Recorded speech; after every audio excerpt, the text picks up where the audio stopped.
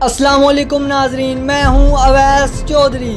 بات کریں گے خطے میں بدلتی معاشی، سیاسی اور عسکری صورتحال کی، نظر ڈالیں گے فورن افیئرز پر اور حقائق رکھیں گے آپ کے سامنے کہ مدر آف آل ڈیلز کیا ہے۔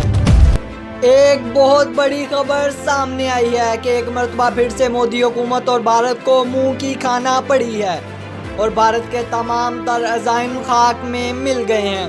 چائنا، نیپال، افغانستان، پاکستان اور بنگلہ دیش جو کہ اس خطے کے ممالک ہیں، ان کی طرف سے منہ کی کھانے کے بعد اب ایران نے بھی بھارت کو جھنڈی دکھا دی ہے۔ ایران نے فنڈز میں تاخیر کرنے پر چابہار ریل پروجیکٹ سے بھارت کو الگ کر دیا ہے، یعنی کہ حکومت نے اپنے طور پر ہی لائن کی تعمیر کا فیصلہ کر لیا ہے۔ سی پیک جو بھارت اور امریکہ کو بہت کھٹکتا ہے، سی پیک سے تنگ آ کر اور اس کے مقابلے کے لیے بھارت نے ایران کو فنڈنگ کی آفر کی اور چابہار جو پورٹ ہے اسے گوادر پورٹ کے مقابلے میں کھڑا کرنے کی کوشش کی اور اب بھارت کے تمام تر عزائم خاک میں مل گئے ہیں۔ بھارت اور ایران کے درمیان 4 سال قبل یہ معاہدہ طے پایا تھا، جس کے تحت افغانستان کی سرحد کے ساتھ چابہار سے زیدان تک ریلوے لائن کی تعمیر ہونی تھی۔ بھارتی اخبار کی ہی رپورٹ کے مطابق ایران نے پروجیکٹ شروع کرنے میں تاخیر پر بھارت کو اس پروجیکٹ سے الگ کر دیا ہے، لیکن اس کی حقیقت دراصل کچھ اور ہے۔ اس تمام صورتحال کی اصل حقیقت یہ ہے کہ ایران کی جانب سے یہ قدم اس اہم موقع پر اٹھایا گیا جب چین کی جانب سے ایران کے ساتھ اسٹریٹجک تعلقات کو وسعت دینے کے لیے 25 سالہ $400 بلین کا بڑا معاہدہ کیا گیا، اور اس معاہدے کی صورت میں ایران کو بھارت کے مقابلے میں ایک بہترین شراکت دار میسر آ گیا ہے، جبکہ یہ خبر بھارت کے لیے بہت بری خبر ہے۔ بھارت کی جانب سے اس پروجیکٹ کے لیے 8 بلین کی ڈیل پر دستخط کیے گئے تھے۔ اس وقت بھارت پورے خطے میں تنہا ہو چکا ہے۔ افغانستان میں بھارت نے اربوں ڈالر کی سرمایہ کاری کی تاکہ وہ پاکستان کے خلاف محاذرائی کر سکے، لیکن افغان امن عمل اور پاکستان کی سول اور ملٹری لیڈرشپ کی مدبرانہ سوچ کی وجہ سے بھارت وہاں بھی مائنس ہو گیا ہے۔ حال ہی میں لداخ کے علاقے میں جس طرح چینی فورسز کی جانب سے بھارتی فوج کو مارا گیا اور بھارتی فوجیوں کو قید کر کے لداخ پر قبضہ کیا گیا، لداخ کے علاقے میں بھارت کو ناکو چنے چبوانا بھی پوری دنیا کے سامنے ہے، اور اس معاملے پر مودی حکومت کی خاموشی نے پوری دنیا کے سامنے بھارت کا تمسخر اڑوایا ہے۔ 20 سالہ پہلے کا چین، جس کے بارے میں کہا جاتا تھا کہ یہ کبھی بھی اپنی سرحدوں سے باہر نہیں نکل سکتا۔ کوئی ملک معاشی اور عسکری طور پر اتنا مضبوط ہو جائے اور اپنی سرحدوں سے باہر نہ نکلے تو یہ ناممکن ہے۔ بہت سی مصیبتوں، مشکلوں، افلاک، قحط سالی اور خانہ جنگی سے نکلنے والا چین اب اپنی سرحدوں سے بھی باہر نکل آیا ہے۔ چین کی ایران میں غیر معمولی اور طویل مدت کی سرمایہ کاری۔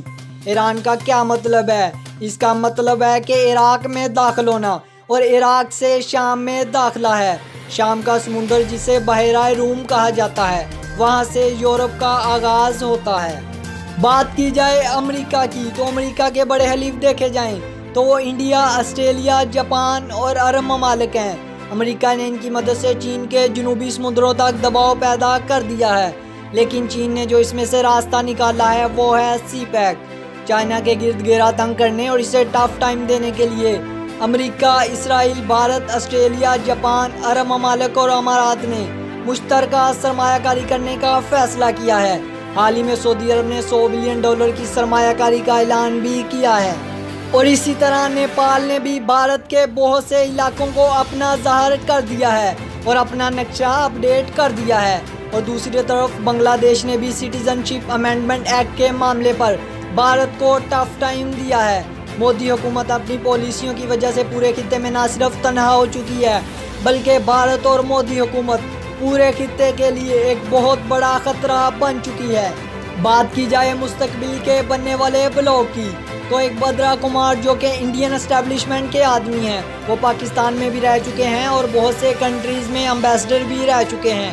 ان کے ایک ٹویٹ سے ایک بہت بڑا انکشاف سامنے آیا ہے کہ بہت جلد عالمی سطح پر ایک ڈیل ہونے جا رہی ہے جو کہ مدر آف آل ڈیلز ہوگی، اور مائک پومپیو نے بھی انہیں اس بات پر اپریشیٹ کیا ہے۔ اس میں امریکہ، بھارت، اسرائیل اور عرب ممالک اس خطے میں چائنا کے خلاف گیڑا تنگ کرنے کے لیے اپنے داؤ پیش آزمائیں گے۔ اور مشترکہ طور پر سرمایہ کاری کریں گے۔ عمان کی ایک بندرگاہ جس کے ساتھ بھارت نے ایگریمنٹ بھی کر لیا ہے، یعنی کہ بیک وقت بحیرہ ہند اور بحیرہ عرب، ان دونوں سے تمام معاملات آپریٹ کیے جائیں گے۔ جنگی سامان کی ترسیل اور تیل کی نقل و حمل بھی اس راستے سے ہوگی۔ تمام خطے کی موجودہ صورتحال کی بات کی جائے تو آنے والے دنوں میں امریکہ، اسرائیل، بھارت اور عرب ممالک ایک مضبوط الائنس بننے جا رہا ہے، جبکہ اس کے مقابلے میں پاکستان، ترکی، ایران، چائنا اور روس ایک الائنس بننے جا رہا ہے۔